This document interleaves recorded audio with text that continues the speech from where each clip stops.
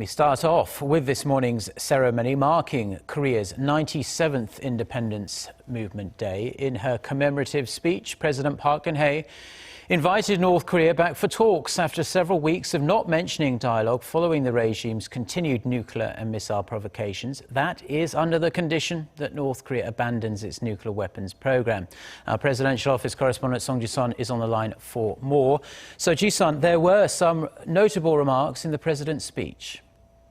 That's right, Mark. She brought back her vision for unification after an extended stern stance against Pyongyang following its fourth nuclear test and the long-range missile launch last month, saying that she wants people in the North to also live in a peacefully unified Korea so that they too can be granted freedom, equal human rights, and prosperity. President Park said unifying the two Koreas is the way to continue the legacy hardly earned by our ancestors who fought for independence 97 years ago. For the past couple of months, President Park has mainly stressed South Korea's national security as North Korea breached her trust-building process with continued provocations.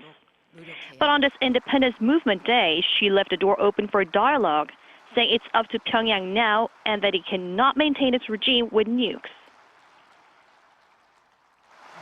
앞으로 우리 정부는 대화의 문을 닫지는 않을 것이지만 북한이 비핵화 의지를 보이지 않고 변화를 거부하는 한 우리와 국제사회의 압박은 계속될 것입니다.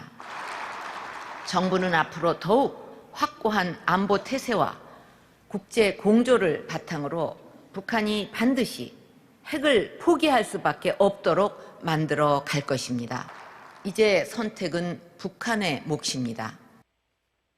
And also citing Seoul and Tokyo's settlement of Japan's wartime sexual slavery issue, agreed at the end of last year, President Park said Tokyo must sincerely carry out its pledges to open a new chapter of bilateral relations, and that Japan must acknowledge history and its past wrongdoings. She wrapped up by reiterating her initiatives for improving Korea's economic fundamentals, saying she will go on with major reform drives despite the political difficulties. Among them, President Park stressed labor reform was the most important and urgent way to create more jobs for Korea's young people. I'm Song Ji-sun reporting live from Presidential Office of Cheongwade.